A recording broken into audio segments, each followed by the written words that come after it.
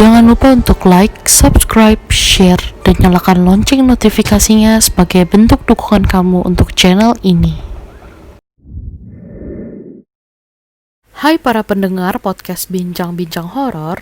Hari ini gue mau menceritakan pengalaman horor yang dialami salah satu teman gue yang tidak mau disebutkan namanya. Ya, kita sebut aja lah ya, nama dia Nana. Oke, kita langsung masuk aja ke ceritanya. Jadi, pada awal tahun 2020, yaitu pada bulan Januari, Nana dan ibunya pergi berlibur ke rumah omanya di Solo. Seharusnya ia pergi bersama dengan papanya juga, tapi karena papanya ada kerjaan dan gak bisa ninggalin Jakarta, jadi dia harus berlibur ke Solo hanya bersama dengan ibunya aja. Nah, singkat cerita, Nana sampailah di rumah omanya ini. Dia tuh sampai sekitar pukul 7 pagi karena dia naik kereta yang malam ya kalau nggak salah. Nah, rumah omanya ini adalah rumah bangunan tua dari zaman Belanda. Jadi perabotan di dalamnya itu rata-rata tuh barang-barang antik semua dan barang-barangnya ya kuno semua gitu. Ada sih beberapa barang yang udah digital gitu, tapi hanya beberapa aja. Sisanya kebanyakan barang-barang antik. Nah, omanya Nana ini tinggal bersama dengan tantenya Nana atau kakaknya ibunya Nana. Nah, kakaknya ibunya Nana ini atau tantenya ini itu belum menikah. Jadi, karena berdua aja tinggal di rumah omanya ini, membuat rumah omanya Nana ini tuh terasa sepi banget. Nah, awal sampai ke rumah omanya, Nana itu langsung membereskan barang-barangnya di kamar. Rumah omanya ini memiliki 3 kamar. Satu kamar di belakang dekat dapur, satu kamar utama yang ditempati oleh omanya, itu terletak di bagian depan, dan satu kamar lagi adalah kamar tantenya di dekat ruang makan. Nah, Nana ini menempati kamar belakang yang dekat dapur bersama dengan ibunya. Pada saat Nana sedang membereskan barangnya di kamar, ia melihat tantenya memakai baju merah sedang lewat ke arah dapur. Ia lalu memanggil tantenya dengan maksud mau meminjam handuk untuk mandi. Tapi tantenya lewat aja dan tidak menyaut. Akhirnya Nana memilih untuk menghampiri tantenya di dapur. Dan betapa kagetnya dia, ternyata di dapur itu kosong, gak ada siapa-siapa. Nah, dia bingung dong, karena tadi jelas banget gitu loh, dia tuh ngelihat tantenya tuh lagi lewat ke arah dapur. Nah, karena saat Nana lagi beresin barang itu kan pintu kamarnya itu kan dibuka kan. Jadi bener-bener dia bisa melihat jelas bahwa yang lewat itu tadi tantenya. Nah, ia mencoba berpikir positif aja sih.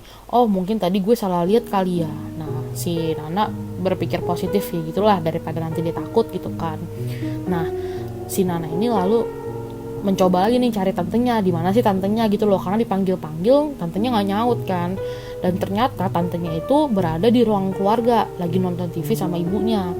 Nah, setelah bertemu tantenya ini, Nana lalu bertanya, tadi tante ada ke dapur gak sih? Nah, dia nanya gitu kan. Dan tantenya tuh jawab, dari awal Nana dateng, tantenya itu cuma duduk di ruang keluarga aja. Dan dia gak ada ke dapur sama sekali.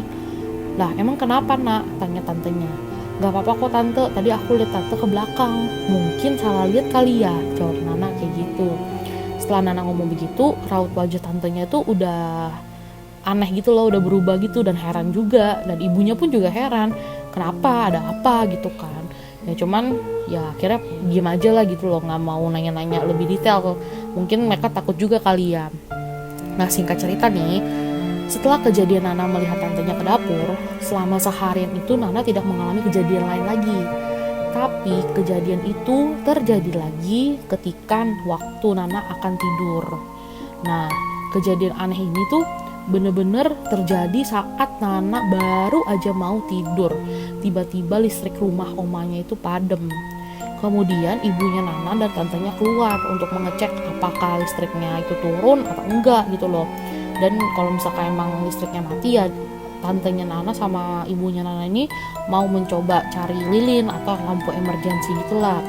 Nah, Nana ini cuma di kamar doang dengan bermodalkan lampu flash dan HP. Ya dia tiduran aja di ranjang gitu loh sambil main HP gitu kan. Nah, gak lama kemudian ibunya tuh datang membawa lilin dan menaruhnya itu di meja dekat pintu gitu loh. Jadi di dekat pintu kamarnya Nana tuh ada meja kecil gitu. Nah, ibunya taruh lilin di situ. Dan Nana lalu bertanya sama ibunya kenapa listriknya mati, tapi ibunya tuh nggak menjawab sama sekali. Lalu langsung tidur aja gitu loh di sampingnya Nana. Nah, Nana heran dong, lah kenapa ibunya diam aja? Karena ya ibunya tuh nggak pernah gitu loh kayak cuekin dia gitu. Tapi mungkin ibunya mungkin udah capek kali, udah ngantuk banget atau gimana. Ya udahlah, akhirnya ya udah Nana diemin aja gitu loh, biarinin aja lah gitu.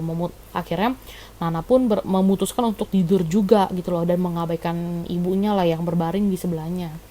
Nah, baru aja si Nana mau memejamkan mata, tiba-tiba ia dipanggil oleh ibunya, dan suaranya itu terdengar dari luar kamar, dari arah ruang tengah. Dia kaget banget dan jantungnya itu langsung berdegup kencang gitu loh, karena ibunya itu udah gak ada di sampingnya. Ia heran, masa jeda waktu beberapa detik atau beberapa menit aja ibunya udah ada di luar gitu loh. Dan harusnya kalau ibunya keluar, dia tuh bisa denger loh suara langkah kakinya. Tapi ini sama sekali enggak gitu. Karena takut dan shock, akhirnya tuh si Nana keluar dan menghampiri ibunya di ruang tengah. Ia lari-lari dan napasnya itu terengah-engah. Ibu dan tantenya pun bingung kenapa dia seperti orang yang ini, tau gak sih, orang yang kaget, yang abis ngeliat hantu, gimana sih ekspresi mukanya gitu kan. Nah, kaget lah, kayak bingung gitu, kenapa sih Nana kayak gini. Nah, akhirnya Nana ceritalah ke ibunya dan ke tantenya apa yang tadi dia alamin. Dan ibunya ini dan tantenya ini pun kaget karena dari tadi jelas-jelas tuh mereka ada di ruang tengah lagi cari lilin sama lampu emergensi. Nah, Nana pun menjelaskan bahwa tadi ia melihat ya kita bilang lah ya, namanya ya kita bilang aja hantu gitu ya, yang menyerupai ibunya masuk ke kamar dan membawa lilin. Karena ibunya penasaran, lalu mereka tuh masuk ke kamar dan melihat bahwa kamarnya itu gelap dan tidak ada cahaya lilin sama sekali. Nah, Nana pun jadi bingung, jelas-jelas tadi sosok yang menyerupai ibunya ini tuh bawa lilin ke dalam.